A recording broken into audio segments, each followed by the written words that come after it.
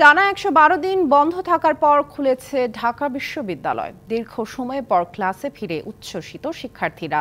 লেজুর বৃত্তির রাজনীতি বন্ধ করে দ্রুত ডাকসু নির্বাচন দেওয়ার দাবি জানান তারা। জুলাই আগস্ট বিপ্লব ঘিরে ট্রমা কাটিয়ে উঠতে শিক্ষার্থীদের জন্য কিছু পরিকল্পনা নেওয়া হচ্ছে বলে জানান উপাচার্য নিয়াজ আহমেদ খান।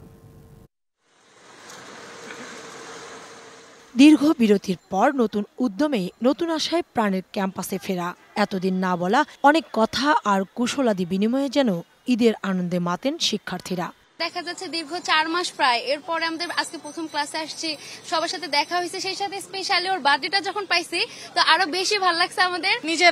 নিজেদের আনন্দ ভাগ করে নিতে পেরেছি। We are very happy about that.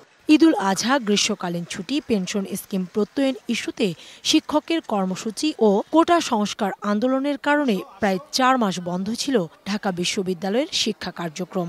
সব সংকট কাটিয়ে স্বাভাবিক শিক্ষা জীবনে ফেরার চেষ্টায় শিক্ষার্থীরা। ভয়ঙ্কর একটা ছিল, আবাসস্থল হয়ে গেছে একটা আপনার যুদ্ধখানা বলতে পারেন, রণক্ষেত্র বলতে পারেন, এইরকম অবস্থা। প্রতিটা মুহূর্ত ছিল আমাদের উৎকণ্ঠায় ভরা। এবার অনেকদিন ধরে ওয়েট করতেছিলাম যে কবে ক্লাস চালু হবে।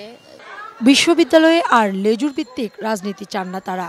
দাবি দ্রুত ডাকসু নির্বাচনের। দলীয় প্যানেল না হোক, এটা ডাকসু হোক, স্বতন্ত্রভাবে সবাই আর কি অংশগ্রহণ করুক। আশা করি যেগুলো দাবি আছে বা ছাত্র রাজনীতি বলেন বা যাই আছে, তো ক্যাম্পাসে ফেরার পরই সবকিছু ইনশাল্লাহ আমাদের আদায় হবে ইনশাল্লাহ। উপাচার্য জানালেন, শিক্ষক শিক্ষার্থীদের ট্রমা কাটিয়ে ওঠার চেষ্টা চলছে। বিশ্ববিদ্যালয়ে ছাত্র রাজনীতি বন্ধ হবে কিনা এখনো কোনো সিদ্ধান্ত হয়নি। কিছু সময় আমরা পড়াশোনার মধ্যে থাকতে পারিনি, সেটি কি করে দ্রুত পুষিয়ে নেওয়া যায় সে বিষয়ে আমাদের কিছু পরিকল্পনা আছে। জনগণের প্রতিষ্ঠান মনে করি এটি একটি জনপরিসর এবং সর্বজনতার এতে অধিকার এবং দায় আছে। ঢাকা বিশ্ববিদ্যালয়ের প্রতি সারা জাতির যে প্রত্যাশা তার অন্তত কিছুটা হলেও পূরণ করতে পারব। এদিন ছাত্র আন্দোলনে নিহত ও আহতদের স্মরণে ১ মিনিট নীরবতা পালন করেন উপাচার্য সহ সংশ্লিষ্টরা। কাউসারা চৌধুরী কুমু, ডিবিসি নিউজ, ঢাকা।